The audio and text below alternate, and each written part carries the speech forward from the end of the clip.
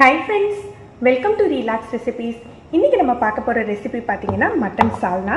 Mutton சால்னா traditional ஸ்டைல்ல எப்படி வைக்கிறது அப்படினு பார்க்கலாம். நான் இதுக்காக நிறைய மட்டன் எடுக்கலங்க, 1/2 கிலோ அளவுக்கு தான் எடுத்துர்க்கேன். சால்னா பண்றதுக்கு பாத்தீங்கன்னா எலும்பு, கொழுப்பு சேர்த்து எடுத்துக்கலாம். இது நல்லா க்ளீன் பண்ணி எடுத்து வச்சிருக்கேன். இப்போ தேவையான மற்ற பொருட்களை பார்த்தலாம்.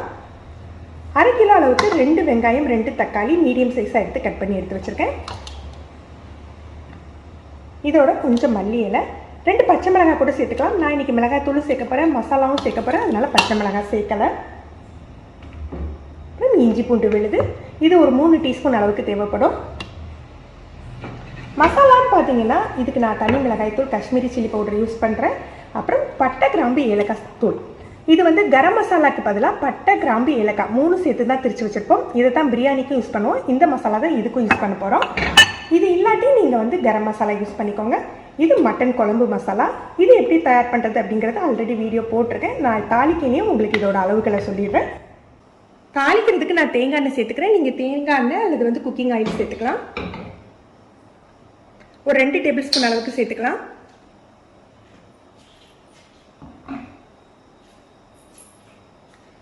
நான் இன்றைக்கி பட்டை, கிராம்பு, ஏலக்காய் எதுவுமே போட்டு தாளிக்க போகிறது இல்லை. ஏன்னா நம்ம அது மசாலா சேர்க்க போகிறோம் பாருங்கள், அதுலேயே பட்டை, கிராம்பு, ஏலக்காய்லாம் இருக்குது. அதனால் டேரெக்டாக வெங்காயம் சேர்த்து தாளிச்சிடலாம். முதல்ல வெங்காயம் சேர்த்து வதக்கிக்கலாம்.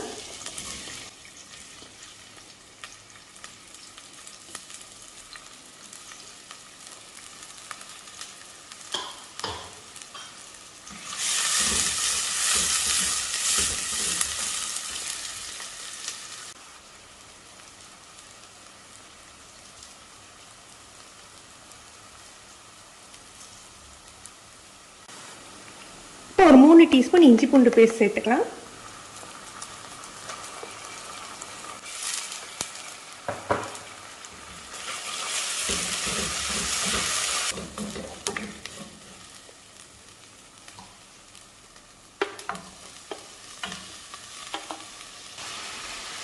நான் ஒரு 1/2 டீஸ்பூன் அளவுக்கு கல்லுப்பு சேர்த்துக்கிறேன். கல்லுப்பு அப்படிங்கிறதுனால முதல்லையே சேர்த்துக்கிறேன். நீங்கள் தக்காளியில் உப்பு சேர்த்து வதக்குனீங்கன்னா தக்காளி சீக்கிரமாக மசிஞ்சு வந்துடும்.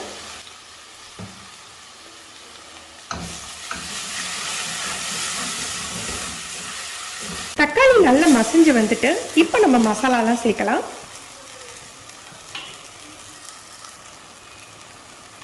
இது காஷ்மீரி சில்லி பவுடர் காரம் கம்மியாக இருக்கும் அப்படிங்கிறதுனால நான் 1/2 டீஸ்பூன் அளவுக்கு சேர்த்துருக்கேன். ஏன்னா நான் மசாலாலேயும் எனக்கு மிளகாய் தூள் இருக்குது.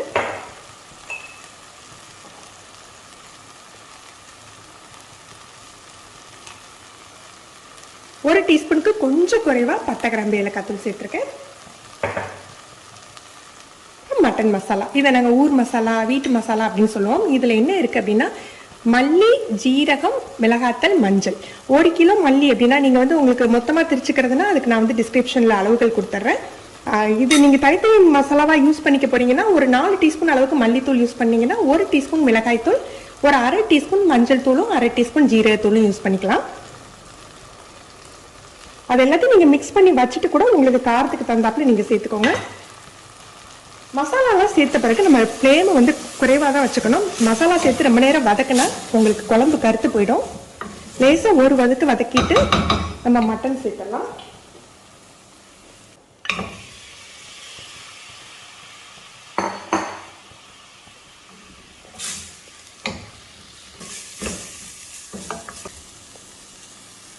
மட்டன் ஒரு நிமிஷம் அந்த மசாலாலேயே நல்லா வதங்கட்டும்.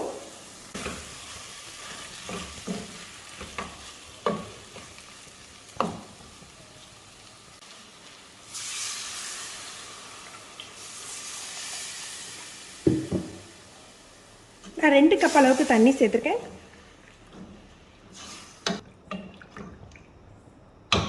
உப்பு காரம் செக் பண்ணிவிட்டு நம்ம சேர்த்துக்கலாம். இதில் டேஸ்ட்டை எக்ஸ்ட்ரா தூக்கி கொடுக்கறதுக்காக 1 டீஸ்பூன் அளவுக்கு நம்ம லெமன் ஜூஸ் சேர்த்துக்கலாம். நீங்கள் தக்காளி உங்களுக்கு நிறைய புளிப்பாக இருந்ததுன்னா கொஞ்சம் கம்மி பண்ணி சேர்த்துக்கோங்க.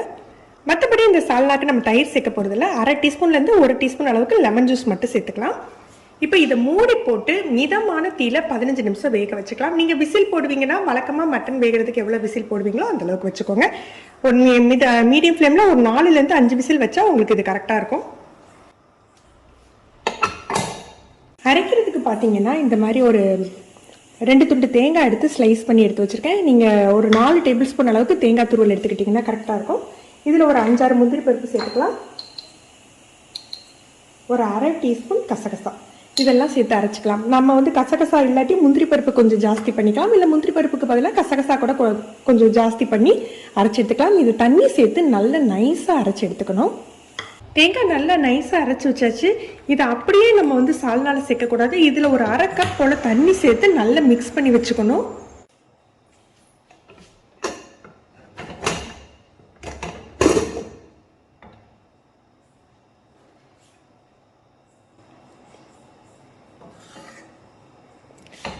பாருங்க, சால்னா பார்த்தாலே தெரியும் நல்ல எண்ணெய் பிரிஞ்சு வந்திருக்கு.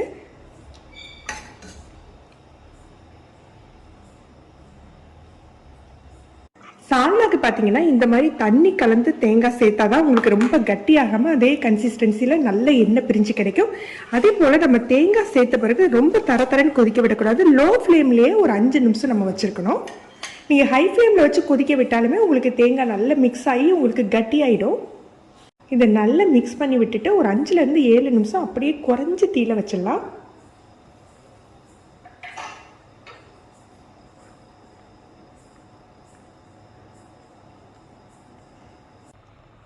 சால்னா நல்ல கொதி வந்துட்டு அடுப்பை அணைச்சி வச்சிடலாம். இன்னும் நேரம் ஆக ஆக நல்லா உங்களுக்கு எண்ணெய் பிரிஞ்சிடும். முதல்ல நம்ம விட்ட 2 ஸ்பூன் எண்ணெய் மட்டும்தான், அதுக்கப்புறம் நம்ம எண்ணெய் எதுவுமே சேர்க்கலை.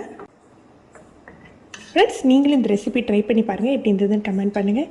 இந்த வீடியோ உங்களுக்கு பிடிச்சிருந்ததுன்னா லைக் பண்ணி ஷேர் பண்ணுங்கள். நீங்கள் ஃபஸ்ட் டைம் ரிலாக்ஸ் ரெசிபிஸ் பார்க்குறீங்கன்னா மறக்காமல் சப்ஸ்கிரைப் பண்ணிக்கோங்க. கீழே இருக்க பெல் பட்டனில் நீங்கள் ஆல்ங்கிற ஆப்ஷன் செலக்ட் பண்ணி வச்சுக்கிட்டிங்கன்னா நம்ம சேனலில் வீடியோக்கள் போட்ட உடனே உங்களுக்கு நோட்டிஃபிகேஷன் கிடைக்கும். தேங்க்யூ.